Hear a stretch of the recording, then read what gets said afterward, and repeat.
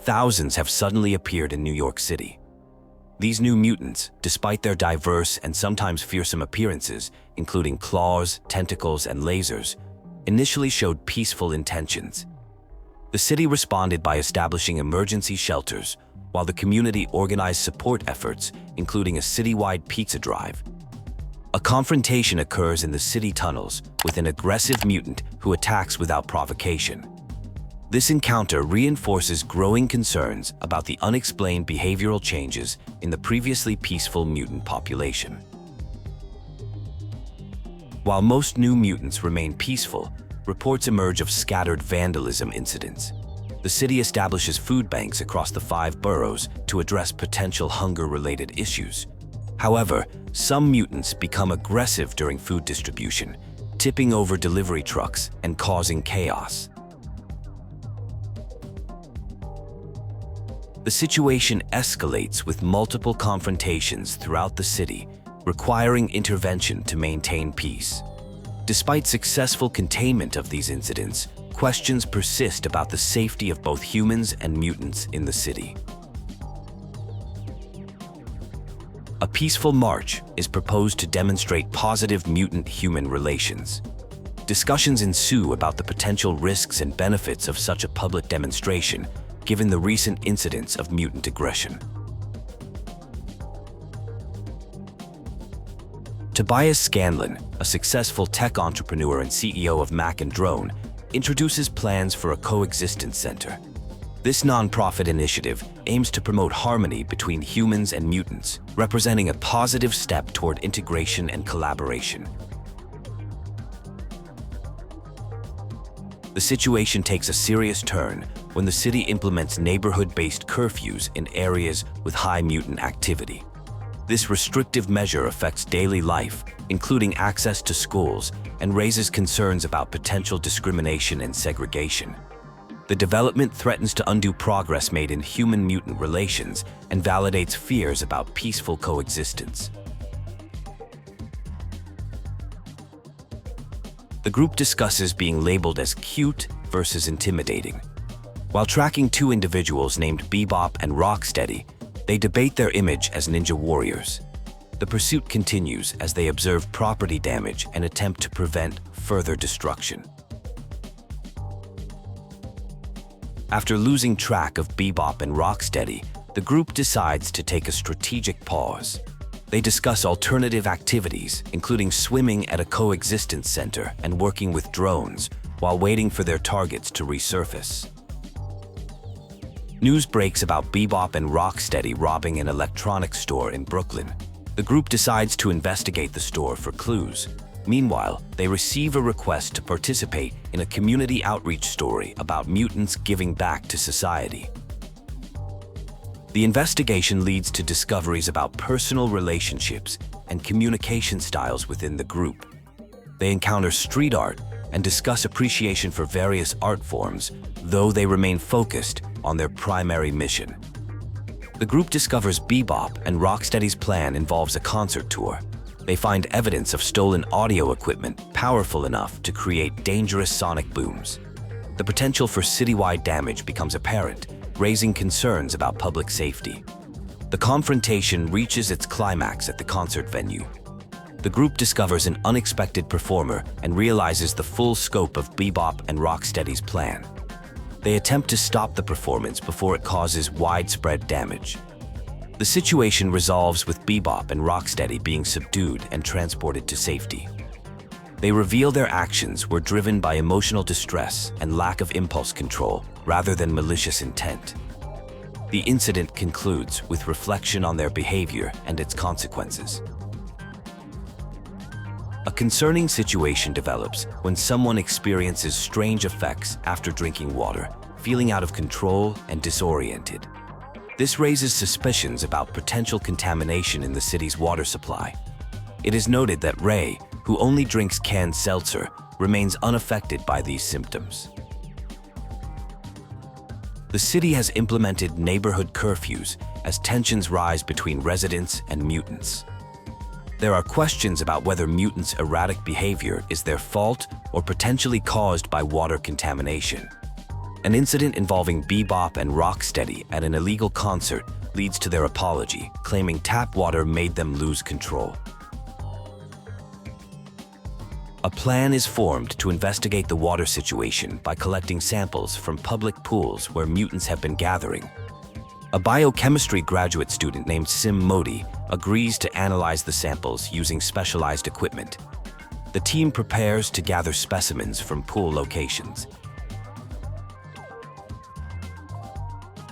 The team successfully collects water samples from multiple locations, including showers and drinking fountains, while carefully avoiding chlorinated pool water that could interfere with testing. They navigate around mutants occupying the facility to complete their collection. Laboratory analysis reveals the presence of an organic protein compound in the water. A special reagent is developed that turns purple when detecting the protein, allowing for real-time monitoring of contamination levels across the city. This discovery enables tracking the contamination to its source. The investigation continues through the sewer system, using the purple indicating reagent to trace the contamination upstream. They discover the source appears to lead to a blue pipe with a strong current, preventing direct exploration. Using a detailed sewer atlas, they identify the blue pipe as connecting to the Lower Manhattan Water Treatment Facility. Despite concerns about trespassing, the team determines this facility must be investigated to stop the water contamination. The team infiltrates the water treatment facility, which has an unusual swamp-like environment.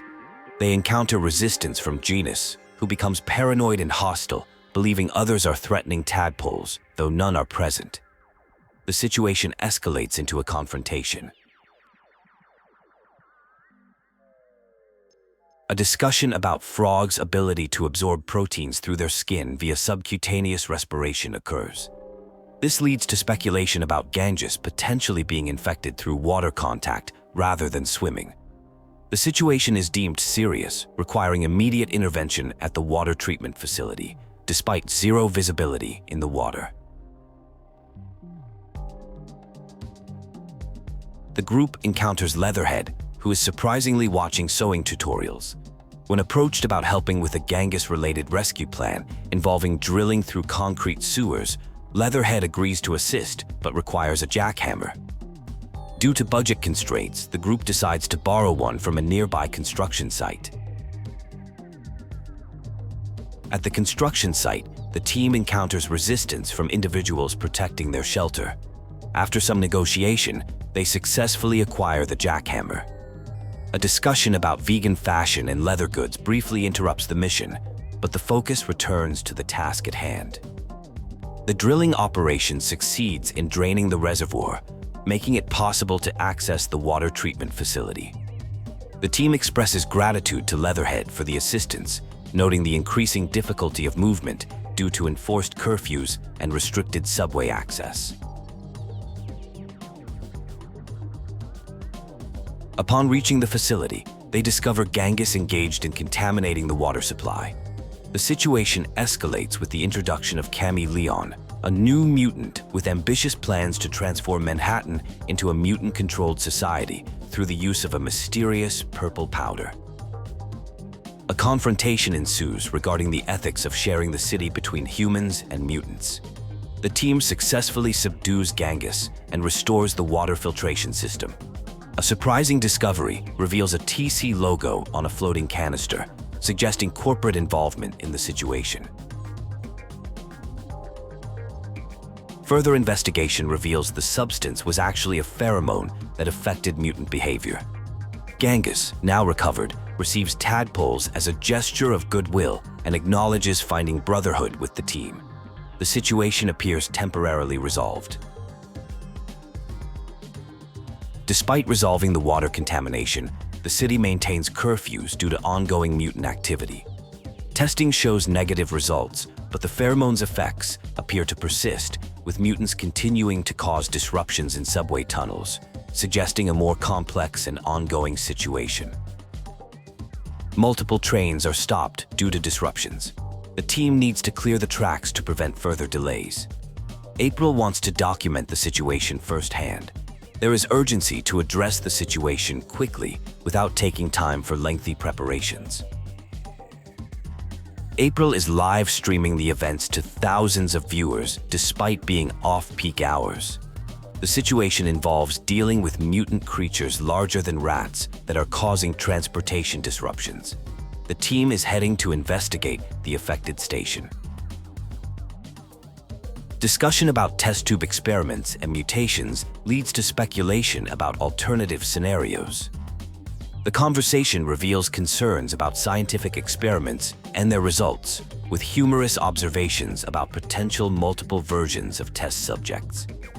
Leatherhead appears surprisingly comfortable using public transportation despite physical differences.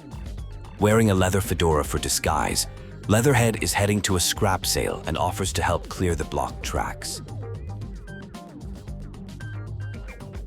The tracks are successfully cleared, allowing visibility all the way to 96th Street. The team receives gratitude for their assistance in resolving the transportation issue.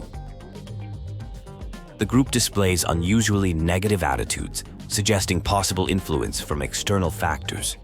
Their typically positive demeanor has shifted to a more pessimistic outlook, raising concerns about behavioral changes.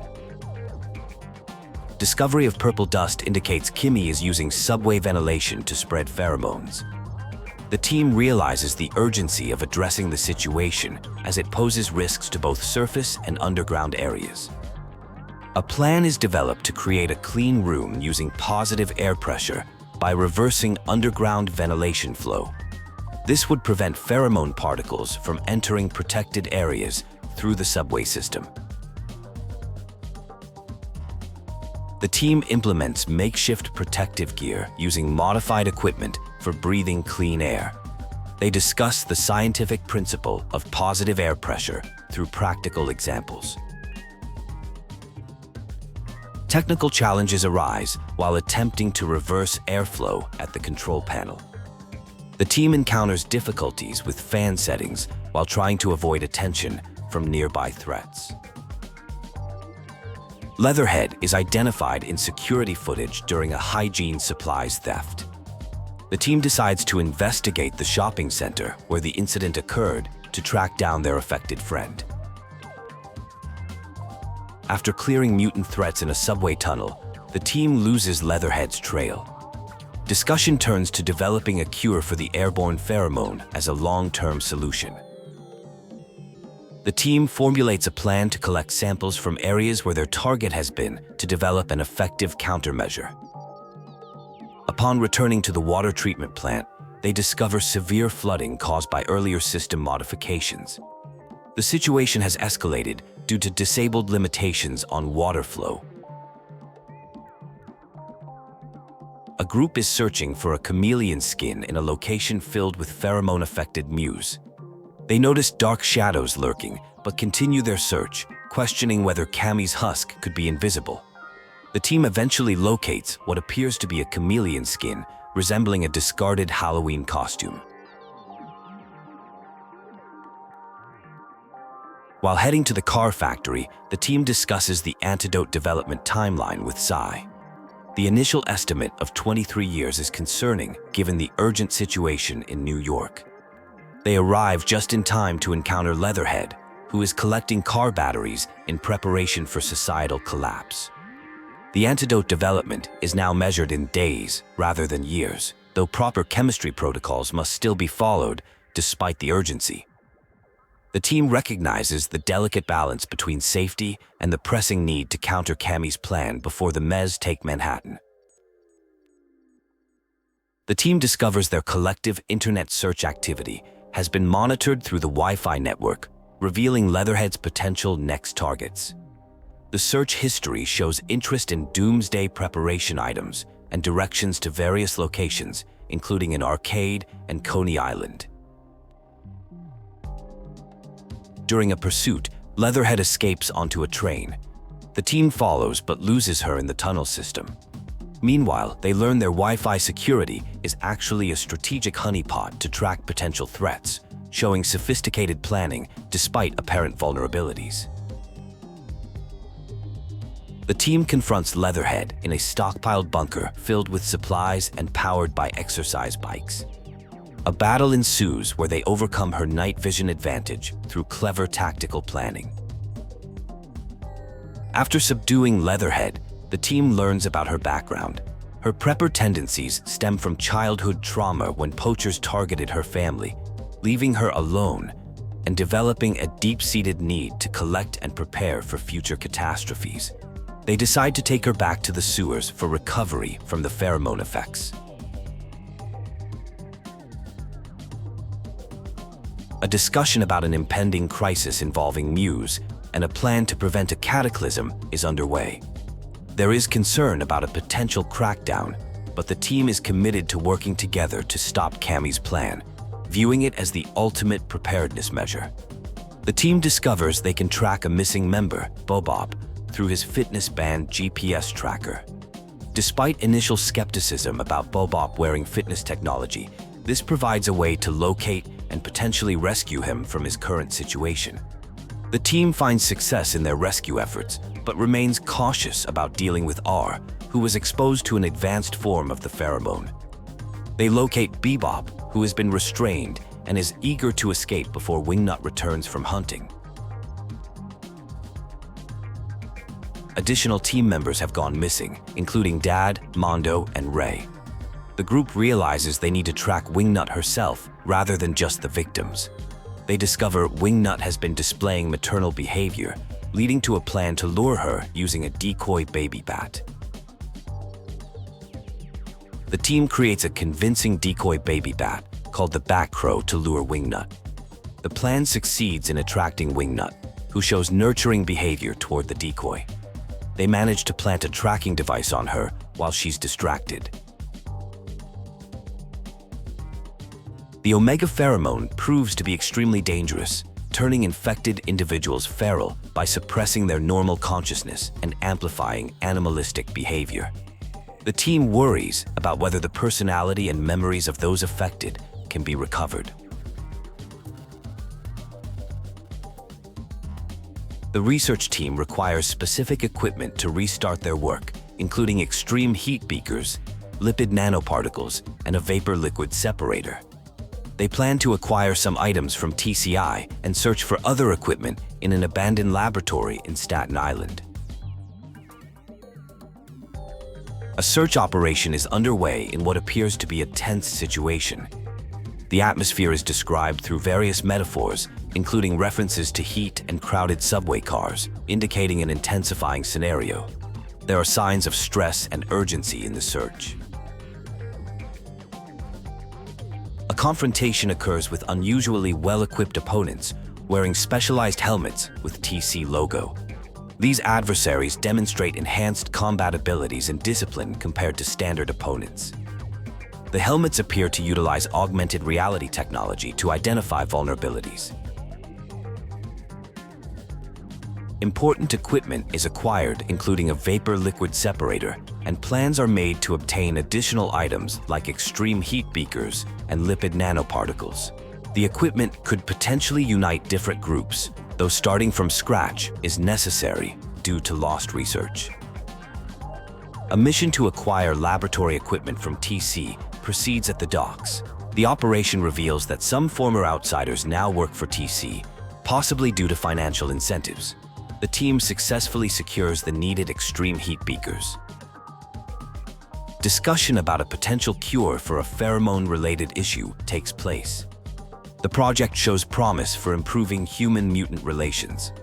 A significant investor meeting occurs, with encouraging support for the collaborative nature of the project. A new approach to counteracting the pheromone is developed, shifting from neutralization with antibodies to creating an opposing pheromone. The team discovers that certain organic materials could be key ingredients in developing this counter-agent. A crystallized anti-pheromone prototype is created in the form of smelling salts. The team prepares to test it in an abandoned movie theater where the target has been located. The prototype has an estimated 30% chance of success. The anti-pheromone treatment proves successful, with the affected individual regaining consciousness and partial memories. They recall feeling compelled to protect and gather others, suggesting the original pheromone's influence on behavior. With a working antidote developed, the team devises a distribution plan. They decide to use pizza as a delivery vehicle for the antiferamone salt, utilizing a popular food item to reach affected populations. The plan involves mass production and strategic distribution through various hotspots. A group discusses pizza toppings and seasonings while preparing to handle a situation involving fighting Mewbies. They debate the merits of various toppings like red pepper flakes, garlic powder, and oregano. The situation requires careful handling, similar to dealing with hungry lions, and they agree to subdue the Mewbies before offering food. The group travels by subway to reach the center of a riot, noting traffic problems above ground. They discuss various crowd control methods and venue capacity issues. The situation involves delivering special pizza to manage the crisis. After completing their mission, the group discovers through April's report that their attempted cure has backfired. The pizza topped with antiferamone was meant to cure the Mewbies across 5 boroughs, but instead made them stronger and more aggressive than before.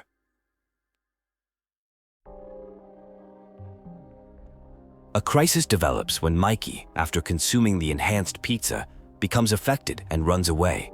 This triggers a family memory about a similar childhood incident involving a toy cement mixer, leading the others to deduce where Mikey might have gone. The group successfully locates and confronts Mikey, who is behaving erratically. They work together to subdue him and administer the proper antidote, reflecting on their past interactions and family dynamics during the process.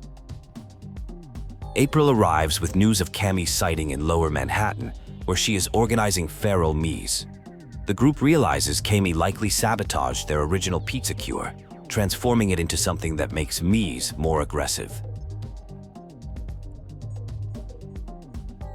A confrontation ensues with Kimi, who is leading a mutant revolution.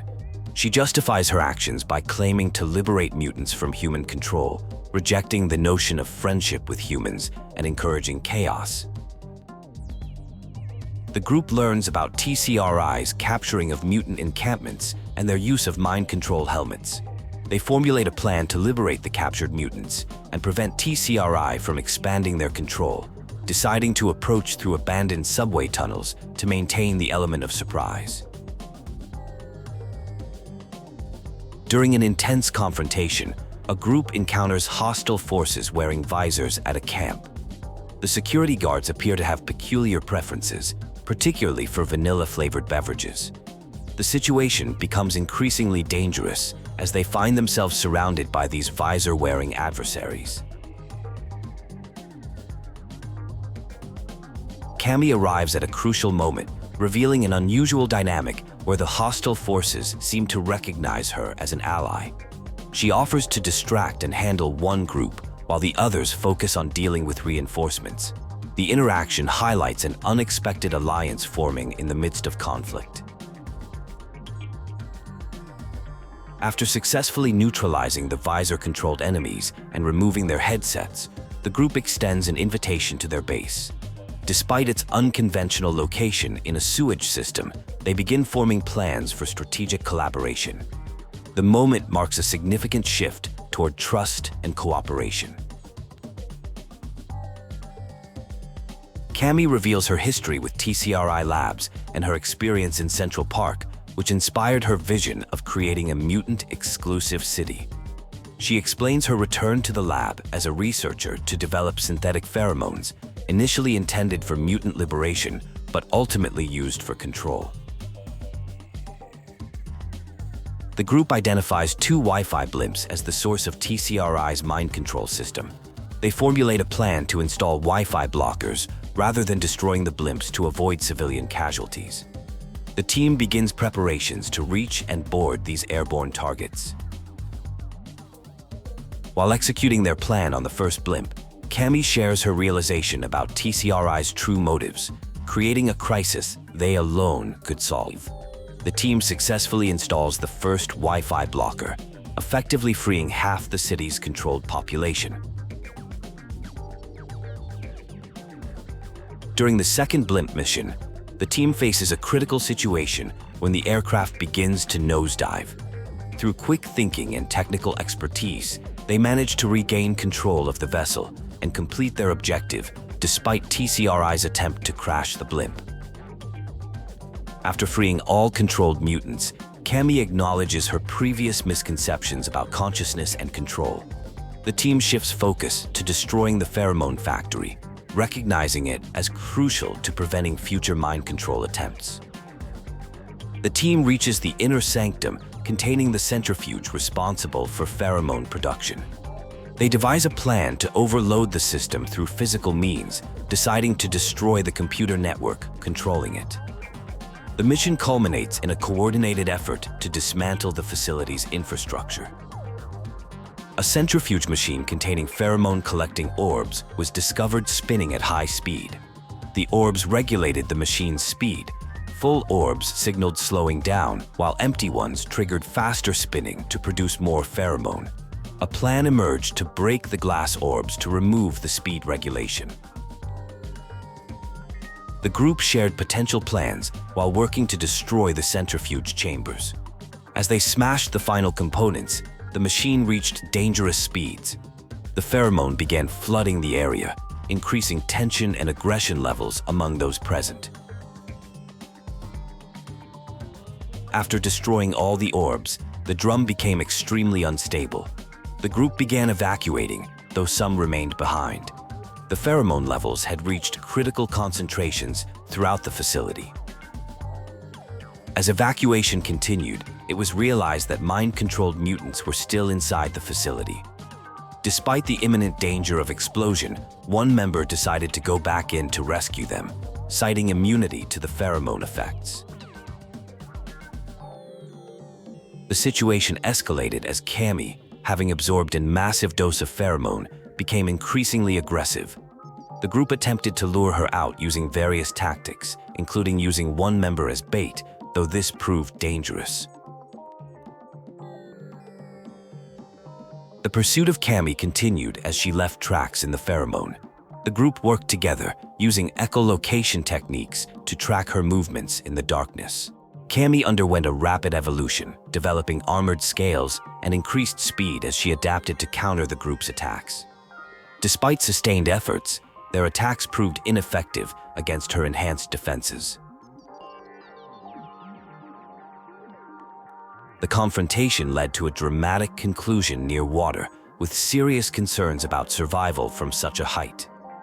The group faced difficult decisions about rescue attempts versus personal safety. The aftermath revealed the destruction of the TCRI Black Site factory and its pheromone production.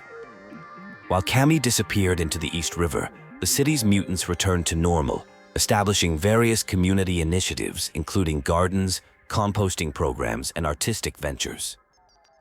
The group engaged in lighthearted discussion about their proper designation, debating between karate and ninja terminology. The conversation concluded with casual plans for a meal, highlighting their return to normal daily activities.